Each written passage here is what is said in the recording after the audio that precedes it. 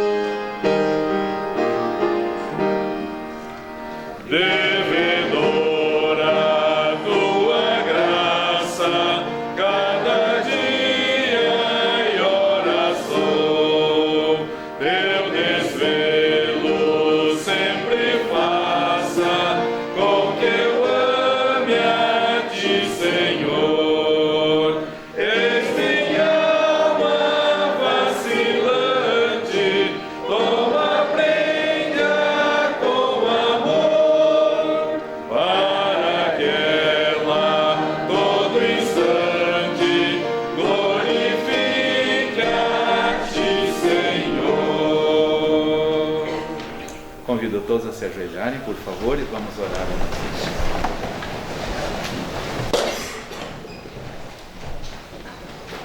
Senhor, é muito bom estarmos aqui na Tua casa de oração. Este espaço, este local foi projetado, foi construído, foi preparado exclusivamente para o Teu louvor. E aqui estamos, Senhor, com reverência, irmãos, amigos, visitantes, todos, ó Deus, com alegria, prostrados perante o Senhor, reconhecendo como o Senhor é bom, como o Senhor é misericordioso, como o Senhor é amoroso. E o Senhor provou o Teu amor para conosco em que Cristo Jesus, o Teu Filho amado, o mais amado, o que não tinha pecado, o que não tinha injustiça, Ele morreu por todos nós, pecadores, injustos irmãos. Que grande amor, Senhor! Ajuda-nos, portanto, a, com humildade, com gratidão, com reverência, prestarmos um culto aceitável ao Senhor. Remove dos nossos corações qualquer sentimento, qualquer pensamento das nossas mentes, nada interfira no nosso culto ao Senhor. Possamos estar aqui, Senhor, com alegria, com submissão e prontos a Te servir. Nós, com alegria, somos abençoados por Ti de todas as formas e maneiras. O Senhor nos concede um dia após o outro, noites de paz e tranquilidade. O Senhor nos concede o alimento, o Senhor nos concede a família, o Senhor nos concede a igreja, o Senhor nos concede a Tua palavra, a Tua santa presença, as Tuas bênçãos copiosas e incontáveis. Perdoa, Senhor, quando não somos reconhecidos, quando nós achamos que tudo isso é normal e comum, mas podemos todos nós entender que tudo isso é dádiva do Senhor. Quantas pessoas ao redor do mundo vivem solitárias? Quantas pessoas ao redor do mundo estão se suicidando? O número de suicídios só aumenta. Quantas pessoas depressivas? Quantas pessoas procurando entorpecentes, ó Deus, para trazer um pouco de satisfação diante de tantas angústias que estão passando? Quantos ébrios ao redor do mundo, Senhor, buscando no álcool alguma satisfação, nos vícios alguma satisfação, alguma calma para o seu coração?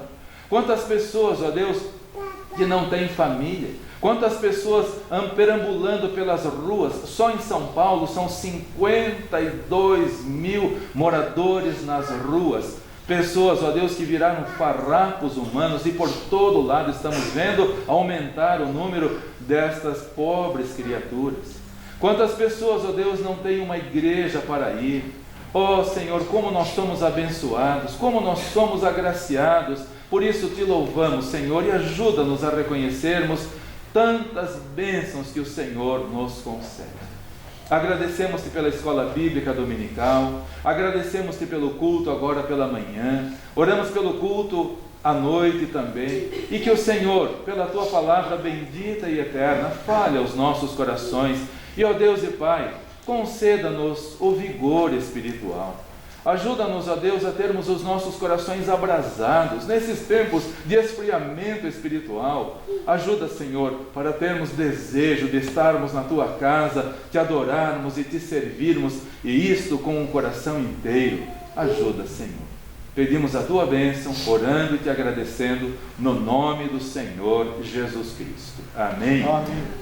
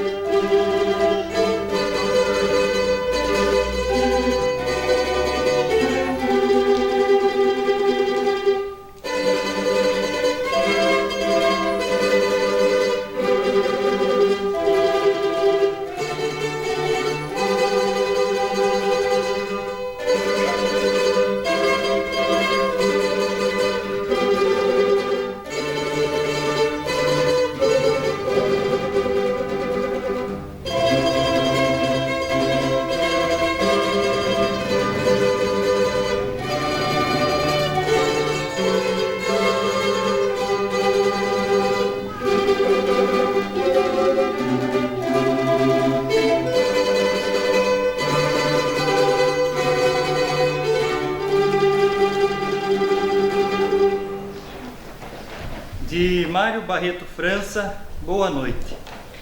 Foi numa noite triste, uma noite chuvosa, que a notícia chegou soturna e dolorosa à casa do pastor. No centro da cidade houve um grande desastre, uma fatalidade. Um ônibus chocou-se a um bonde e desse choque saiu muito ferido o reverendo Roque. E de lá do hospital lhes mandava um apelo para irem visitá-lo, irem depressa vê-lo, pois talvez não tornasse a ver a luz do dia. Que notícia infeliz, que noite amarga e fria! 4 filhos e a esposa ergueram-se da mesa, movidos pela dor da trágica surpresa, e saíram correndo em busca do hospital. Entraram no seu quarto, o pastor fez sinal para chegarem perto, e a cada qual falava com o terno olhar de quem a todos venerava. Dirigiu-se primeiro à esposa muito querida, companheira fiel de toda a minha vida. Juntos temos andado e pela mesma causa trabalhamos com fé, sem um dia de pausa. Hoje, como no dia em que te desposei, és a mesma mulher e amiga a quem amei. E amo com o mesmo ardor dos meus 22 anos, como haverei de amar nos celestes arcanos. Boa noite, esposa amada. Outra vez nos veremos, quando juntos no céu ao Senhor louvaremos. E a ti, Maria, que és a minha primeira filha, e foste o meu prazer seguindo a mesma trilha, boa noite, filha. Agora em paz com Cristo vai, e não te esqueças mais do meu amor de pai. Boa noite, meu Guilherme, ó filho dedicado. Tua vida de fé em nosso lar sagrado foi o mais belo exemplo, a melhor recompensa que Deus me concedeu à luz de minha crença. Continua a crescer nas virtudes cristãs e ser o protetor de tua mãe e irmãs. Célia, filha extremosa e cândida, boa noite. Foste uma luz na treva, um bálsamo no açoite. Da ingratidão do mundo, me recordo agora. Daquele instante bom, daquela ótima hora em que rendeste a Deus tua alma arrependida, deixando-a ao seu dispor pelo resto da vida. Mais uma vez, boa noite, ó filha dedicada. Que o Senhor te conserve em sua obra sagrada. Carlos, o terceiro filho, olhou o pai sentido, porquanto a irmã mais moça o havia preferido. E o motivo lhe vinha inexoravelmente ao triste coração, a alma convalescente. Fora, há tempo passado, um bom servo na seara, e ao lado de seu pai, ativo trabalhara. Mas companheiros maus e a péssima influência de colegas sem brio arparam-lhe a consciência, fazendo-o recuar a batalha do amor e apostatar da fé em Deus nosso Senhor. Chegou mais perto e ouviu o pai triste dizer: adeus, Carlos, adeus. Fugiste ao teu dever. Eu quisera poder falar-te as mesmas coisas que disse a tua mãe e irmãos, porém nem ousas encarar-me. Esquecestes os bons conselhos meus, porém eu ainda te amo. Adeus, Carlos, adeus. Carlos, caindo aos pés do leito, soluçando, perguntou: pai, por que aos outros, osculando, você disse boa noite e só a mim disse adeus? É que aos outros, meu filho, espero-os lá nos céus, para entoarmos a Deus por nossa salvação o cântico eternal da nossa gratidão. Meu pai, Carlos confessa em lágrimas de joelhos, eu prometo a Jesus seguir os seus conselhos. Eu já me arrependi e lhe falo a verdade. Vou dedicar a Deus a minha mocidade e servi-lo para sempre. Assim sendo, meu filho, posso dizer agora, sem nenhum empecilho, boa noite, filho meu. E tendo dito isto, suavemente expirou e descansou em Cristo. Ó, tu que andas gastando a tua mocidade nas orgias do mundo ou na incredulidade, tu que buscas na ciência ou na filosofia explicação para a alma ou para a matéria fria, tu que não crês em Deus ou na vida futura, tu que vives sofrendo ao peso da amargura, ou tu que já seguiste o caminho da cruz e hoje negas sem fé o nome de Jesus. Para, volta, que a morte horrenda e traiçoeira pode cortar-te ao meio a alígera carreira. Então o eterno Deus apenas te dirá: ó filho ingrato, adeus. Porém, se arrependido e em lágrimas voltares ao aprisco de Deus e ao regaço dos lares, ele então te dirá, cheio de paz e amor: boa noite, entra afinal no gozo do Senhor.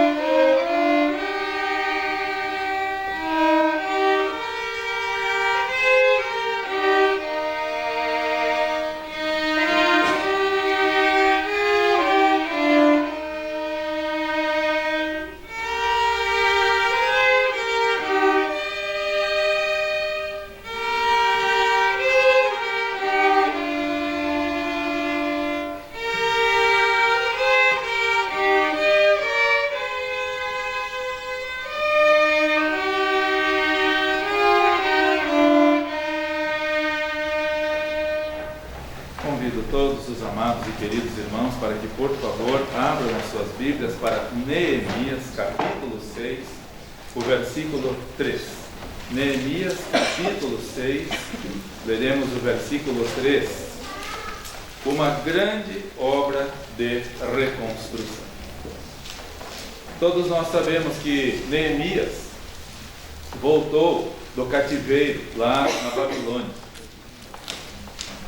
70 anos antes, pouco mais de 70 anos antes, Jerusalém tinha sido destruída. E foi destruída por quê, queridos irmãos? Por causa do descuido espiritual. O descuido espiritual custa caro, por isso todos os dias eu clamo ao Senhor, na minha oração particular, juntamente com a Larissa, no nosso culto doméstico, muito antes da maioria acordar, nós já oramos por você. Para que todos, nesses tempos finais, queridos irmãos, estejamos em fidelidade e comunhão com o Senhor. O adormecimento está acelerado, o descuido espiritual está galopando. E temo, queridos irmãos, que alguns estão adentrando neste costume perigoso e mortal do adormecimento espiritual. Tenho tentado assistir cultos de algumas igrejas, mas eu não consigo ir até o fim. Tal a brincadeira, tal o descuido, a começar pela música mundana, costumes mundanos, trajes mundanos, trejeitos mundanos, linguajar mundano. Que triste, que triste. Ao ver a irreverência no templo, meus irmãos, louvo muito a Deus por vocês, queridos irmãos, todos assentados em ordem, ninguém entra depois do culto, ninguém sai antes de terminar o culto. Domingo passado, as pessoas levantaram antes e depois ligaram: pastor, perdoe, nós estamos com vergonha do que nós fizemos. Primeiro termina o pós-lúdio, aí saímos, independentemente de qualquer outra coisa, é culto ao Senhor. Mas está uma vergonha. Alguns anos atrás estávamos participando de um congresso lá em Águas de Lindóia, no interior de São Paulo, e chegou um pastor ex-muçulmano lá do Egito. E ele, vendo a irreverência, o culto começou e aí as pessoas entrando, e antes de terminar o culto as pessoas saindo. Ele, um ex-muçulmano, chamou a atenção. Eu queria sumir de vergonha. Eu queria sumir de vergonha. Os brasileiros se acham muito engraçadinhos, acham muito cheios de si. Falta elegância, falta reverência para os brasileiros. E eu pensei, graças a Deus, apesar da vergonha que eu estou sentindo, eu estava lá na hora certa, a Larissa estava, e só saímos depois de terminar o culto. Mas as pessoas não estavam nem aí. E eu pensei, graças a Deus, que precisou vir um muçulmano, ex-muçulmano, agora convertido, lá do Egito, para falar, alertar os brasileiros. Quando terminou o culto, o que vocês acham que aconteceu? Se ele tivesse falado para o cavalo lá embaixo, o cavalo tinha atendido. As pessoas não estavam nem. Irmãos, nós temos uma grande obra de reconstrução. Neemias voltou para Israel, para Jerusalém, para reconstruir. O que havia sido destruído por causa do descuido. E o descuido que está vendo hoje, no meio dito cristão, é assustador. Como as pessoas estão vivendo exatamente como as pessoas do mundo vivem.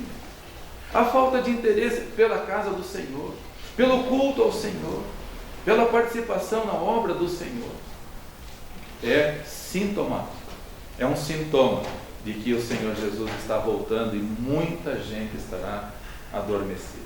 Diz em Neemias capítulo 6, versículo 3.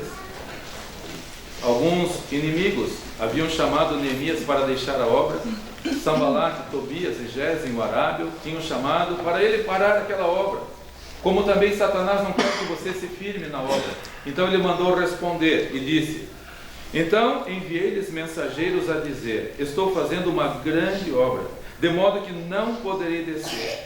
Por que cessaria esta obra enquanto eu a deixasse e fosse ir ter convosco? Estou fazendo uma grande obra de reconstrução. Muitos anos antes, centenas de anos antes, Jerusalém havia sido construído, o templo havia sido construído no tempo de Salomão, com o maior zelo, com o maior primor, queridos irmãos. Não foi empregado qualquer material, só os melhores cedros do Líbano, que foram cortados lá no Líbano e foram levados até o mar. E lá em jangadas trouxeram até Israel. E aí levaram para o monte, lá para Jerusalém. O trabalho que não deu. Foi um trabalho imenso. Os sidônios lá em cima cortando e os israelitas aqui embaixo construindo. E depois tudo revestido de ouro. O melhor material, o melhor empenho para construir uma casa sagrada ao Senhor. Foi dedicado ao Senhor. Aí veio a rainha de Sabá, lá do meio-dia, como diz o Senhor Jesus Cristo. Chegou em Jerusalém e falou: Salomão, lá na minha terra eu ouvia dizer, mas eu achava que estavam exagerando. Eu achava que estavam exagerando, por isso eu vim. Montei a minha comitiva e vim. Só que eu achava que era mentira, de tanta glória que falaram. Mas eu cheguei aqui, não me contaram nem a metade.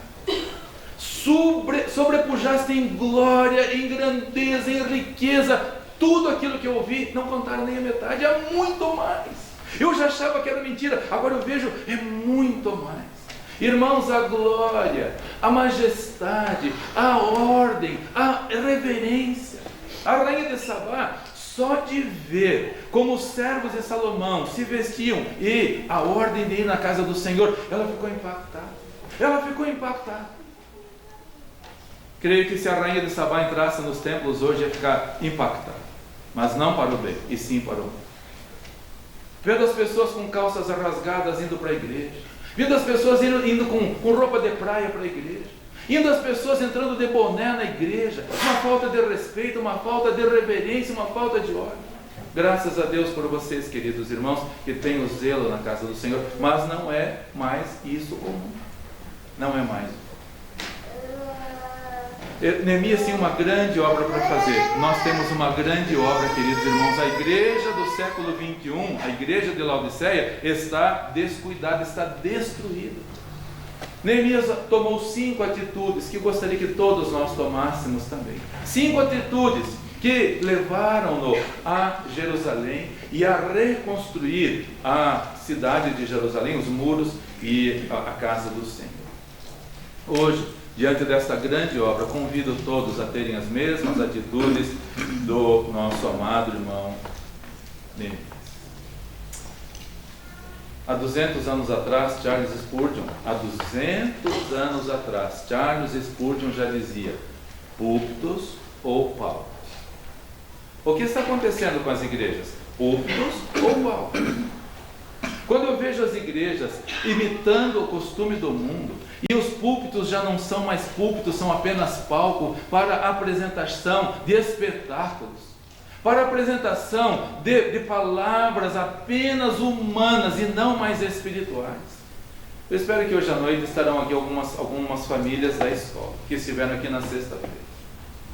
E eu estava lá embaixo, na saída, perto de 9 da noite, e saiu um casal muito distinto e falou: pastor, qual é o horário do culto aqui? Nós queremos vir. Nós somos da tal igreja, mas só que a brincadeira está muito grande. Está muito grande.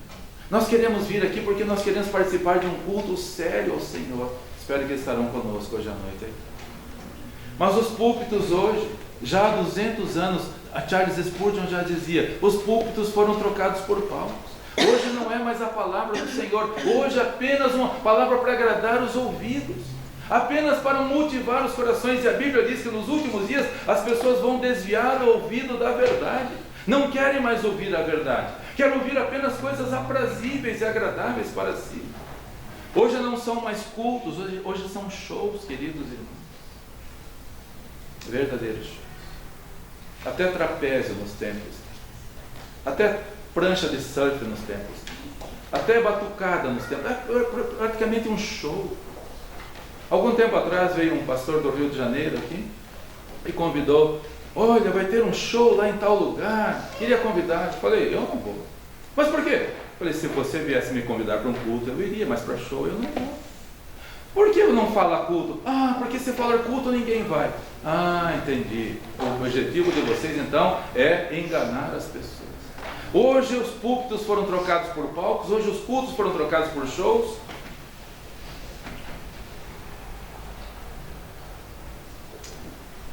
Os templos viraram verdadeiros circos, queridos. É triste de ver como tem templos com até totens nas entradas para as pessoas pagarem o ingresso para entrar. Até para pagar ingresso tem no Brasil. Os totens lá na frente. Entra quem paga para assistir o show, para assistir o espetáculo. Até em Curitiba. Os templos foram trocados por circos. E as solenidades foram trocadas por comédias, por espetáculos. Não é mais culto ao Senhor. Temos uma grande obra de reconstrução. Os irmãos têm sentido isso.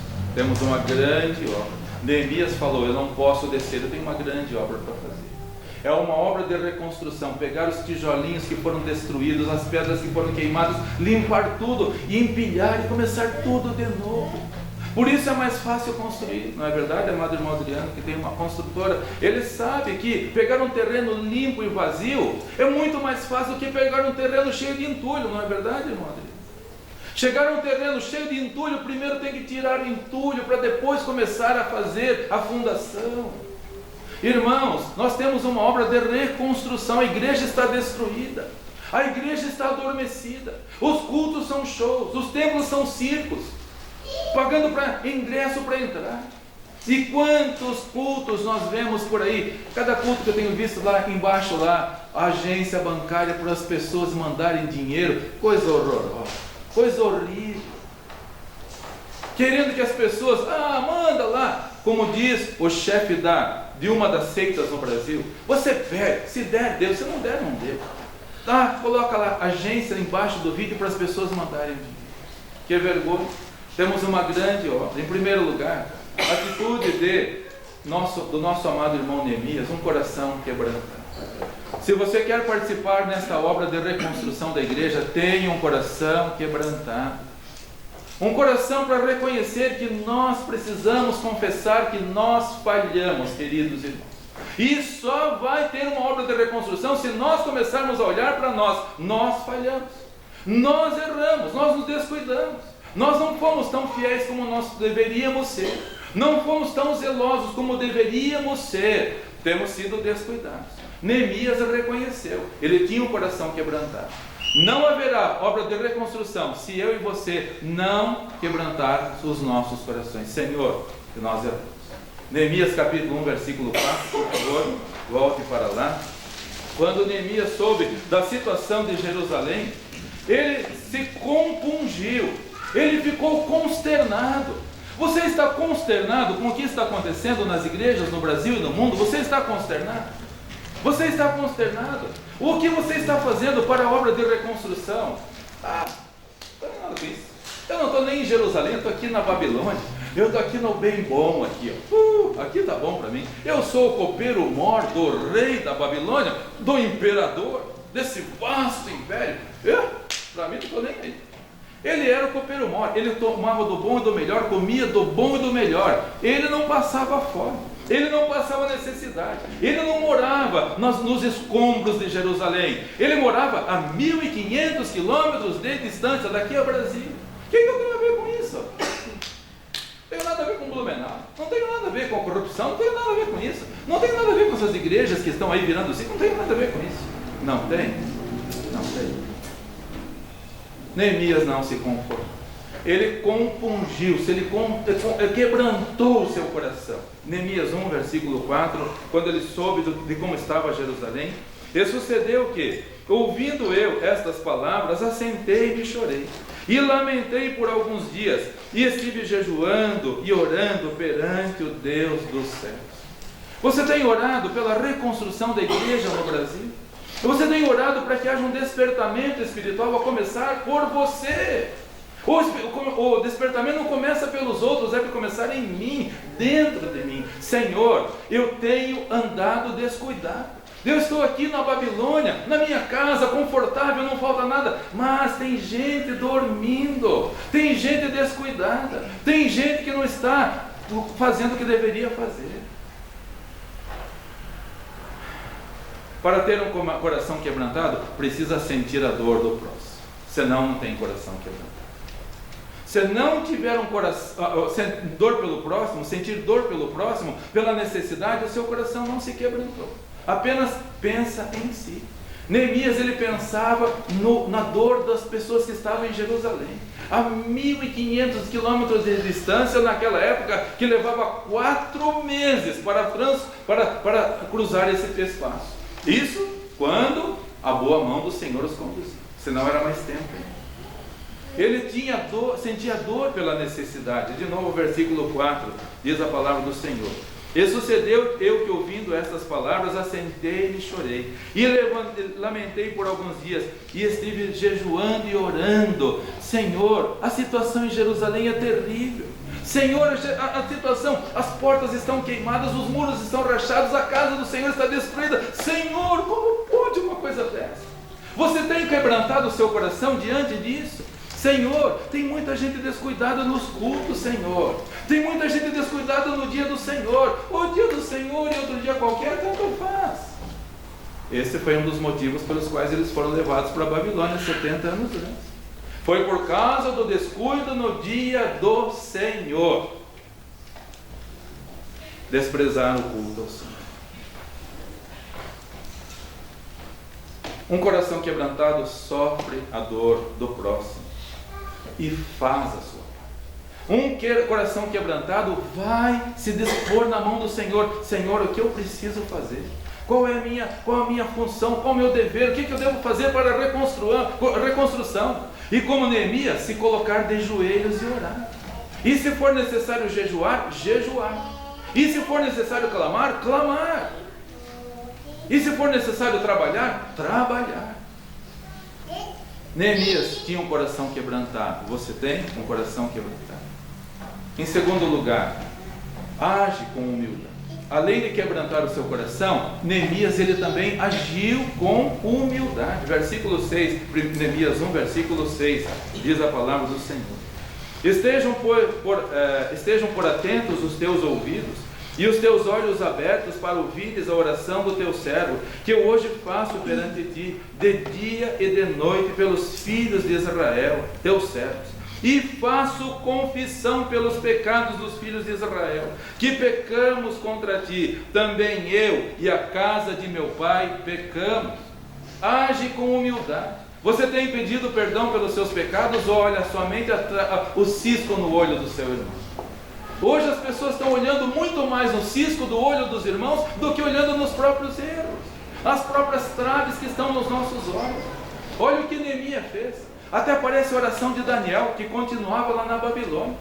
Daniel continuou lá e orava: Senhor, nós pecamos, eu e a minha família, nós pecamos. Olha o que Neemias fez. Você tem pedido perdão pelos seus pecados, ou tem olhado mais para a vida dos outros do que para si próprio?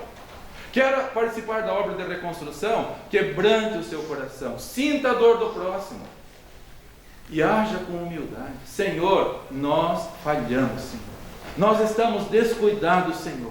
O culto ao Senhor tem sido negligenciado e eu sou um dos responsáveis, porque eu não tenho tanto prazer de estar na casa do Senhor, na escola bíblica dominical, no culto de manhã, nos ensaios, no culto. Eu não tenho. Senhor, começa a obra em mim, Senhor.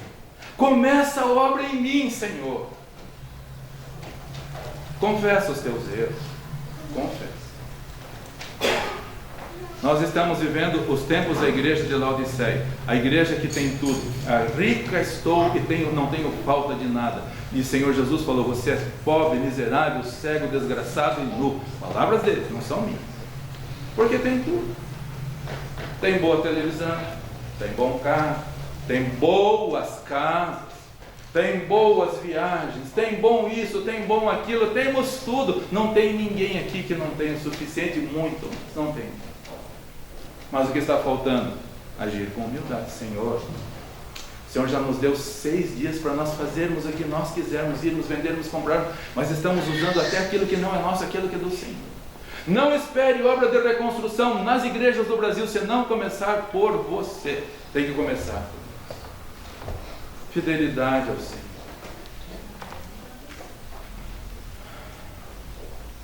A obra é muito grande, queridos. Durante a semana chegou uma menina, uma das mais velhas aqui da escola. Terminou o recreio e ela estava com vergonha de falar perto das colegas, dos amigos. Esperou eles voltarem para a sala e chegou, desabou a chorar. Uma das mais velhas meninas aqui da escola. Pastor, você pode orar por mim? O meu pai está nas drogas e ele está vendendo tudo que nós temos aqui. Eu falei, mas eu conheço vocês não vão em tal igreja. Pois é, mas meu pai não abandonou as drogas. Membro de igreja dita cristã, perto de nós. E ela chorando, uma menina grande, uma menina das mais velhas, chorando como uma criança. Eu abracei, orei por ela e falei, vou continuar. E peço que os irmãos orem também. Mas só haverá a reconstrução destas vidas, membros de igreja, se começar por nós, queridos irmãos. As pessoas vão lhe procurar quando virem que você tem humildade no coração, tem pureza no coração, tem sinceridade no coração, tem compromisso com o Senhor. Em terceiro lugar, um coração voluntário. Além de um coração quebrantado, além de agir com humildade, um coração voluntário, um coração pronto para servir. E eu pergunto, você tem um coração pronto para servir? Gosto muito quando irmãos falam, pastor, pode me colocar para cantar, pode me colocar para tocar, pode me colocar para falar poesia, para representar, pode me colocar, porque eu tenho prazer de fazer isso. Que prazer de ver isto, queridos irmãos. E não somos edificados quando vemos o irmão Luiz vindo aqui à frente falando uma poesia tão tocante, tão comovente, que voltaríamos para casa sem ouvir, se não houvesse boa vontade dele. Se não houvesse boa vontade da irmã Ceci, que vai ser batizada em breve e já participando aqui com alegria na casa do Senhor. E alguns domingos atrás, ela na saída falou, pastor, pode me colocar, que eu tenho o prazer de participar. Age com o coração voluntário, não se esconda. Ai, a obra é grande, está tudo monturo. Não faça isso. Coloque o seu coração para a reconstrução. Neemias capítulo 2, versículos 13 e 4, lemos ali a palavra do Senhor. Depois que ele chorou, orou, jejuou, aí ele voltou à presença do rei. Ele era o copeiro-mor, ele tinha a obrigação de entregar o vinho para o rei, entregar a comida para o rei. Ele tinha que estar alegre perante o poderoso rei, senhor do império daquela época. Mas o rei percebeu que alguma coisa não estava certa. O rei conhecia Neemias. Eu imagino que de muitos anos. Neemias era uma pessoa alegre, mas de repente o rei percebeu alguma coisa. Capítulo 2, versículos 3 a 5. E disse ao rei, versículo 2. E o rei me disse, por que estás triste? Por que está triste o teu rosto? Pois não estás doente? Não é isto senão tristeza de coração. Então temi muito de grande maneira. Então disse ao rei, viva o rei para sempre. Como não estaria triste o meu coração, o meu rosto, estando a cidade, o lugar dos sepulcros dos meus pais assolada, e tendo sido consumidas as suas portas a fogo? E o rei me disse, que me pedes agora? Então orei ao Deus dos céus, e disse ao rei, se é do agrado do rei, e se o teu servo é aceito em tua presença, peço de que me envies ajudar a cidade dos sepulcros de meus pais, para que eu a edifique. Olha a prontidão desse homem, querido. Olha a prontidão dele. Quantos trocariam o conforto de Neemias pelos destroços de Jerusalém? Quantos trocariam? E meus irmãos, ele sabia, ele não era criança para ignorar que ele ia enfrentar muita oposição dentro do judaísmo, entre os vizinhos. Ele sabia. Alguém entra na igreja achando que vai ser um mar de rosa. Ali é o céu na terra, ali não vai ter nenhum problema nenhum. Quem é o ignorante para pensar isso? Quem é o ignorante? É o que estão tentando fazer nos ambientes por aí. Você vai matar o leão, você vai matar o urso, você é o vitorioso, você é o grande, você é a cabeça, você não é a cauda. Usam os versículos bíblicos fora de contexto para enganar as pessoas. Não é assim. Neemias sabia, mas ele estava pronto para ir. Rei, eu vou deixar o conforto, se o Senhor me permitir, eu vou deixar aqui o conforto de estar na presença do Senhor, comendo do bom e do melhor, nos melhores ambientes, e se o Senhor me permitir, eu vou lá para fazer aquela obra de reconstrução. Você tem um coração voluntário para enfrentar cara feia, para enfrentar oposição, para enfrentar gente desanimada, para enfrentar dificuldades e lutas? Essa é a vida cristã. Bem-vindos à vida cristã. Não é parquinho de diversão, é campo de batalha. Nós não estamos aqui infantis, brincando em gangorra. Aqui é um campo de batalha. A vida cristã é um campo de batalha, mas o coração deve estar voluntário. Rei, se o Senhor permitir, eu irei lá para assumir e encabeçar esta obra de reconstrução. Tem você esse desejo, como Neemias, um coração voluntário? Senhor, até hoje, eu vou confessar ao Senhor, eu fui descuidado. Eu só ia lá, sentava no banco, voltava para casa, mas Senhor, eu quero participar. O que eu posso fazer, Senhor? Como eu posso participar? Como eu posso agir? Senhor, eu vou começar a estudar um instrumento de música, eu vou começar a cantar, vou louvar ao Senhor, vou buscar ao Senhor, vou convidar, vou orar, vou participar. É obra de reconstrução, queridos, alguém tem que começar. Se Neemias não tivesse começado, Jerusalém ia continuar por muitos anos na miséria que estava. Em quarto lugar, ter visão. Para a obra de reconstrução precisa ter visão. Aliás, para qualquer coisa precisa ter visão. Se não tiver visão, não vai fazer nada. Neemias tinha visão, ele tinha um alvo, um objetivo, e foi adiante. Neemias 2, versículos 7 e 8, diz a palavra do Senhor. Disse mais ao rei: se ao rei parece bem, deem-se-me cartas para os governadores da além do rio, para que me deem passagem até que eu chegue a ajudar. Como também uma carta para Asaf, guarda do jardim do rei, para que me dê madeira para cobrir as portas do paço da casa, e para o muro da cidade, e para a casa que ali houver de entrar. E o rei mas deu, segundo a boa mão do Senhor. Uma pessoa disposta na obra de reconstrução, ela está pronta para agir, ela está pronta para viver o que precisa ser feito. Você tem observado o que precisa ser feito na casa do Senhor? Na reconstrução dos templos que estão destruídos, dos cultos que estão destruídos? Você tem essa visão? Ou vai ficar parado, indiferente? Ou vai ficar fazendo vista grossa para o que está necessitando no Brasil e no mundo, a obra de reconstrução? Há muito que ser feito. Esta menina é uma delas. Uma das centenas de vidas com quem nós falamos todos os dias. Alguns irmãos da igreja estão orando, e eu espero que você também esteja orando pelo pequenino Arthur, que eu mencionei um pouco antes no início do culto. O Arthur é um menininho de 4 aninhos, aluno da nossa amada irmã Karina. Ele tem um altíssimo grau de autismo. Ele entrou aqui no começo do ano, ele só chorava, ele não olhava para ninguém. Normalmente o autista, ele não interage com ninguém. Ele só chorava, e a irmã Carline ou a irmã Marli ficavam o tempo todo. Ele requer dedicação exclusiva para ele. E pedimos para os irmãos, e aqui às 7h30 estamos orando pelo Arthur. Você tem essa visão? Você orou pelo Arthur hoje?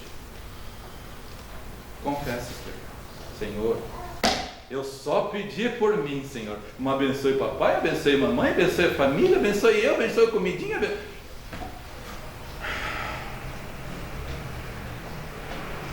Irmãos, vamos ter visão. Aqui ao nosso lado, Deus colocou estas crianças aqui. Sexta-feira, depois da reunião, a irmã Carlinhos indo embora, dando um lindo testemunho a respeito do Arthur. Sexta-feira, ela andando com o Arthur, ele já olha no nosso olho agora. E ele percebe, autista percebe quando a pessoa ama, quando não. Eles percebem. Eles sabem que a irmã Carlina, a irmã Marli e algumas outras pessoas aqui da igreja o amam. Eles sabem. E os pais do Arthur, especialmente o pai, que era um homem muito, mas muito difícil. Na reunião, na sexta-feira, parabenizando as irmãs que estão trabalhando. Ele falou assim: eu achei que não ia dar certo, eu achei que a escola não ia atender, mas eu estou impressionado. E eu vou ficar bem feliz dessa família um dia estar aqui conosco louvando ao Senhor. Mas aí precisamos de todos nós. Há algum Neemias aqui em nosso meio, pronto a parar de olhar só para dentro de si, para as suas necessidades, e olhar para Jerusalém destruída, para as vidas que estão por aí, vagueando, errantes pelo mundo, mas são almas eternas. O Arthurzinho é uma alma eterna, o pai e a mãe são almas eternas, e precisam ver em nós interesse, visão para ajudá-los. Rei, eu preciso de madeira, eu preciso disso, eu preciso daquilo. Nós temos essa visão. Senhor, eu preciso uma mudança, Rei. Rei dos reis, Senhor dos senhores, me ajude, Senhor. Me ajude a ter essa mudança, a ter visão, a ter esse interesse.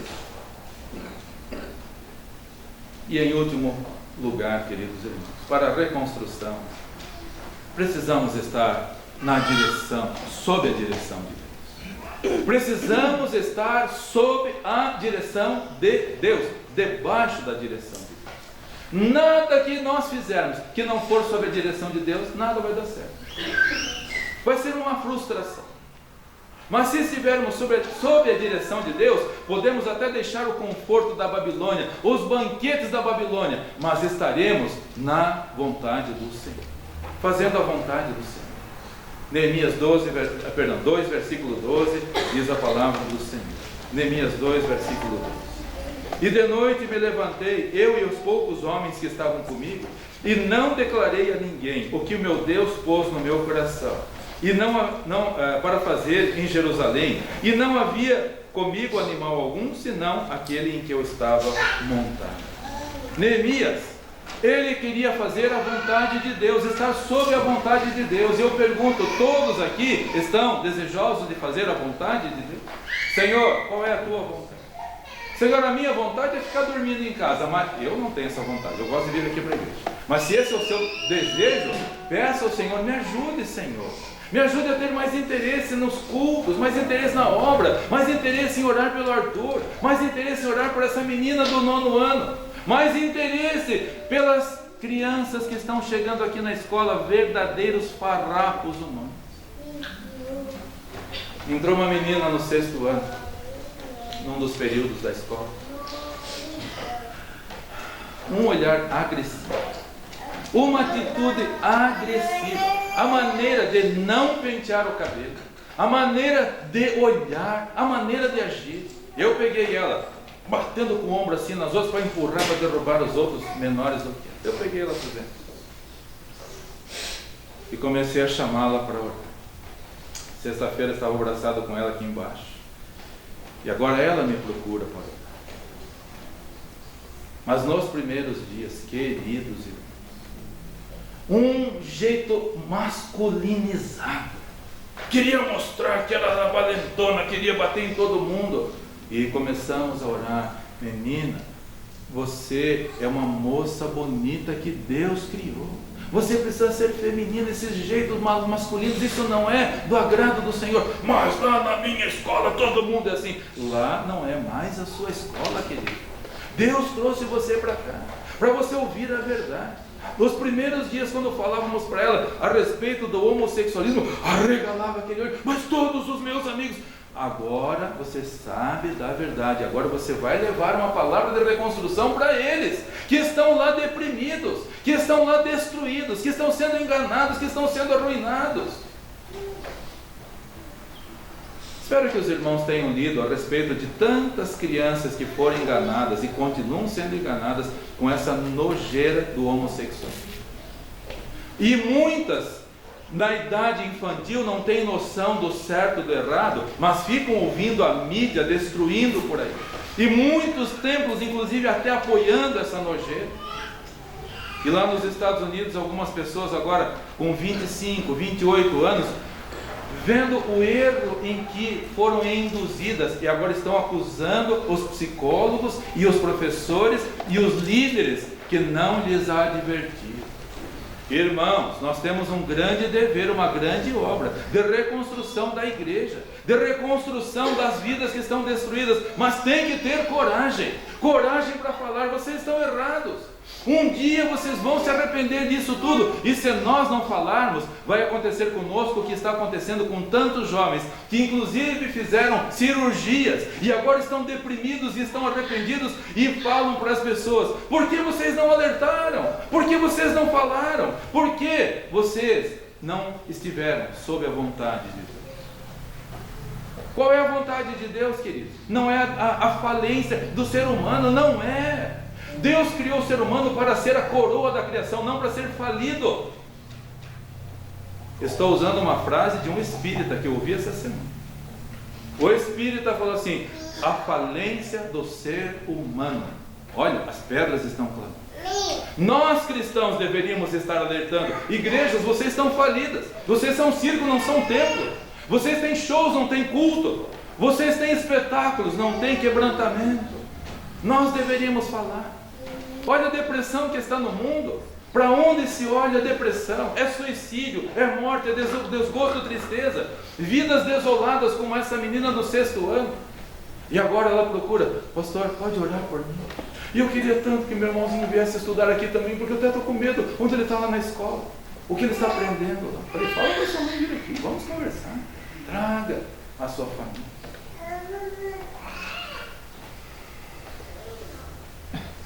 Eu perdi a conta essa semana, querida. Semana passada, essa semana, a irmã Sandra estaria para confirmar também. Ela aqui na secretaria, o que eles recebem de telefonemas por dia. E aí, encaminham para mim também ali, de pais, ditos cristãos, todos eles, ditos cristãos, de igrejas ditas evangélicas. Pastor, ai, a desgraça. E começam a mandar vídeos, uns piores do que os outros. Somente. Mas as pessoas que estão destruídas se assustam com qualquer coisa. Vê um escombro, tropeçam no escombro.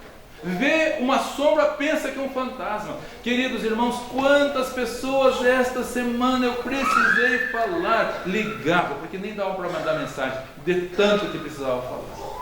Parem com este medo. Vocês estão sendo pombos correio.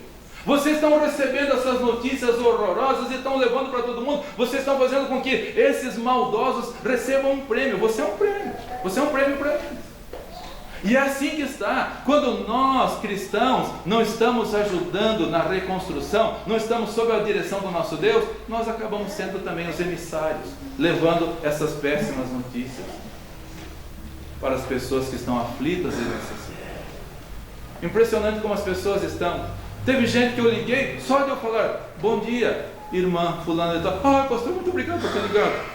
Eu não precisava falar mais nada. Só de ouvir a voz. Olha como as pessoas estão fragilizadas. Olha os escombros que as pessoas estão falidas pessoalmente, emocionalmente. Eu fico triste quando eu e a Larissa temos que atender psicólogos que se dizem cristãos, vindo pedir para nós ajudarmos porque estão com crise no casamento. E eu pergunto: mas vocês estão ensinando os outros o quê? Vocês estão falando dos outros o quê? Se vocês estão ensinando para as pessoas resolverem os seus problemas, por que vocês estão vindo falar para nós os problemas? Não foi um, não foram duas psicólogas vindo confessar que estão com problema no casamento e precisam de ajuda. É ridículo, mas é a falência do ser humano. São os escombros que as pessoas estão. Irmãos, há uma grande obra. Todos entendem que há uma grande obra diante de nós. Você está com o seu coração quebrantado: Senhor, eu quero. Vamos agir com humildade. Senhor, nós erramos. Eu e minha casa, a casa do meu pai, nós erramos. Como Neemias fez. Senhor, nós permitimos chegar nesse ponto. Nós permitimos, porque não fazemos o culto doméstico em casa. Se você não faz, não me fale, porque eu vou ficar muito decepcionado com você. Se você não faz, eu vou ficar muito... Não me fale, porque eu não quero me desapontar com você. Mas é o seu dever, pai, mãe, reunir os filhos para o culto doméstico em casa, para reconstruir, aliás, para não destruir, para que em casa haja uma boa formação. E só haverá igreja forte se houver família forte. Se não tiver família forte, não tem igreja. Por que está todo esse destroço por aí? Porque não existe mais em casa a comunhão com o Senhor como deveria haver. A obra é grande, queridos irmãos. Neemias se dispôs. Você está disposto a ser um Neemias nos nossos dias, para reconstruir e para falarmos para as pessoas da igreja ou as pessoas de fora: a vida cristã não é isso que vocês estão pensando, o culto não é isso que vocês estão pensando. E citem os cultos na Bíblia que não foram aceitos pelo Senhor. Cite, faça uma lista dos cultos na Bíblia que não foram aceitos. O primeiro culto, o culto de Caim, não foi aceito, e não era para Baal, nem se falava em Baal naquela época. Ele foi prestar um culto ao Senhor, mas o seu coração não estava quebrantado, e Deus não atentou. Nadab e Abiú, os filhos de Eleazar, não foi aceito. Foram colocar fogo no altar, mas não era fogo santo, e morreram perante o altar. E eu penso que se Deus agisse hoje, meus irmãos, ia esvaziar os templos por aí. Se Deus matasse todo mundo que chegasse de qualquer jeito na casa do Senhor, mas ia ser um pingo de gente. Mas gente viram, gente viram. Nadab e Abiú morreram, e ainda Deus falou: não, Adão, Eleazar e Itamar, não chore, não chore. Eles fizeram coisa errada. O culto de Hofni e Finéis, o culto de Eli, eram sacerdotes, mas foi desprezado pelo Senhor. O culto de Saul foi desprezado pelo Senhor, embora com boa intenção. E o irmão Ricardo citou hoje, inclusive, também. Voltou de Moabe trazendo um monte de boi, um monte de ovelha, é para sacrificar ao Senhor, e foi repreendido por Samuel. Saul, Deus tem tanto prazer em holocaustos e sacrifícios, como em que se obedeça ao Senhor. Eis que o obedecer é melhor do que o sacrificar. O culto de Davi, o homem segundo o coração de Deus, foi lá e fez o que as igrejas estão fazendo hoje. Foi lá para buscar a arca do Senhor, preparou um carro novo. Oh, que maravilha! Deus vai se impressionar com as nossas músicas, com as nossas bandas, com os nossos costumes. Deus está rejeitando. Deus está rejeitando. Foram lá, pegaram um carro novo para colocar a arca para trazer para Jerusalém. E tinha instrumentos de música, tinha dança, e em todos os lugares na Bíblia onde você vê que tem dança, teve tragédia, em todos os lugares. E as igrejas também, com dança para todo lado. Pode ver, qualquer lugar na Bíblia, pode escolher. Onde teve dança, teve tragédia. Até na parábola do filho pródigo, terminou com divisão na família. Começou as danças e o filho mais velho ficou para fora, não perdeu a festa da graça. Davi estava lá, saltando perante o Senhor, pulando perante o Senhor, instrumentos de música, milhares de pessoas, e Deus o rejeitou. Uzá pôs a mão no carro, e na arca, e morreu perante o Senhor. E Davi: o que aconteceu? O que aconteceu? Aí Deus falou: vocês estão fazendo a coisa errada, não é assim para transportar a arca. Vocês estão copiando o mundo, vocês estão fazendo o que os filisteus fizeram. Os filisteus, eles não tinham sacerdote para carregar a arca, por isso fizeram um carro novo, e aí o povo de Israel copiou os filisteus. E a igreja hoje está copiando o mundo, as mesmas músicas, o mesmo costume, a mesma letra, a mesma melodia, a mesma batucada, a mesma irritação do mundo. Como pode? E acha que Deus está aceitando, e esquece do que Deus falou: não suporto mais o estrépito dos vossos cânticos. Deus falou isso: desvia de mim, que eu não posso suportar os vossos cultos, as vossas solenidades, eu não posso. Aí ele fala: que corra no meio de vocês a justiça, que corra no meio de vocês a ordem, a verdade. Então eu vou aceitar, e nem precisa fazer esse espetáculo. Um coração quebrantado, Deus aceita, como Neemias, como o seu, e como o do pecador no templo.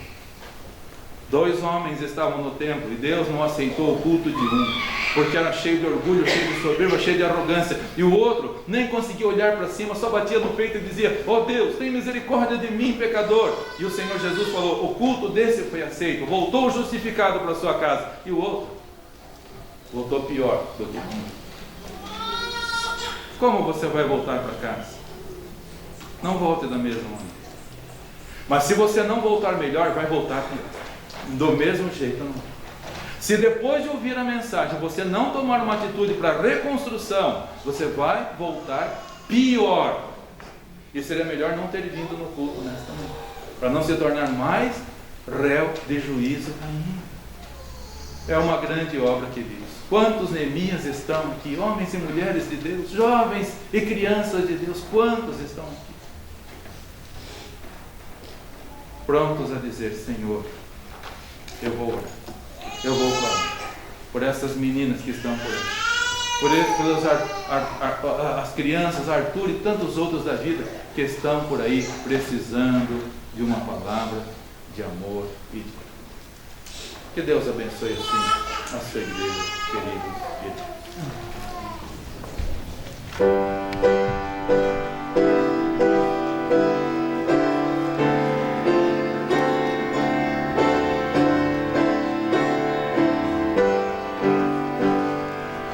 O mundo vasto e imenso pra Cristo conquistar. Esse é o grande lema do nosso labutar. Humilde, desprezado, por nós na cruz morreu.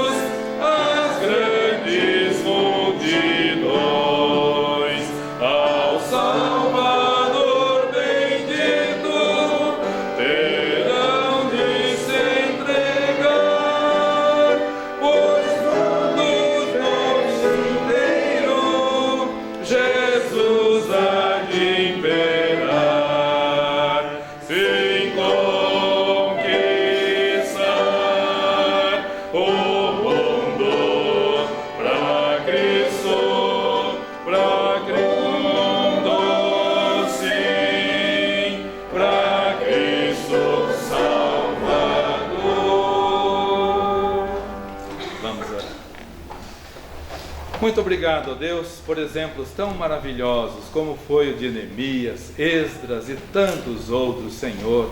Homens fiéis, valorosos, mulheres também, consagradas ao Senhor, porque quebrantaram-se perante o Senhor. Ó Deus e Pai, louvamos-te porque nós também temos hoje uma grande oportunidade de servirmos ao Senhor. Não foi fácil para Neemias, mas o resultado foi glorioso. Em 52 dias o muro foi reconstruído e todos os inimigos tiveram que reconhecer, realmente Deus trabalhou por eles. O que as pessoas do mundo estão olhando e vendo em nós? o Senhor operando? Estamos sob a direção do Senhor? Ou estamos fazendo exatamente o que o mundo faz e Satanás zombando de nós? Depende de nós, Senhor. O teu desejo é que nós trabalhemos, conquistemos o mundo para Cristo, a começar por cada um de nós, com quebrantamento, com humilhação, com disposição para agir, para servir, com visão, com disposição para o trabalho, que não é fácil, não é pouco, mas o Senhor Jesus já nos avisou que no mundo nós teríamos tribulações, passaríamos por tribulações, mas Ele nos avisou e nos mandou termos bom ânimo, porque Ele venceu o mundo. O mundo foi derrotado por Ele, e o mundo poderá de novo, ó Deus, se prostrar aos teus pés, se o Senhor ver em nós quebrantamento e disposição para trabalharmos na reconstrução, Senhor. Leva agora os meus amados e queridos irmãos, e que ninguém volte da mesma maneira que entrou, e por favor, Senhor, que ninguém volte pior do que entrou. Ajuda-nos a colocarmos em prática a Tua palavra, pois oramos, pedimos e agradecemos no nome do Senhor Jesus Cristo. Amém. Todos podem se assentar, por favor. Todos esperando o pós-lúdio para depois terminarmos, levantarmos e sairmos. Que o Senhor te abençoe e te guarde. Que o Senhor faça resplandecer o seu rosto sobre ti e tenha misericórdia de ti. Que o Senhor sobre ti levante o seu rosto e te dê a paz. Até a tarde, e que Deus abençoe a todos. Vão em paz e sirvam com alegria. Obra de reconstrução. Deus abençoe a todos.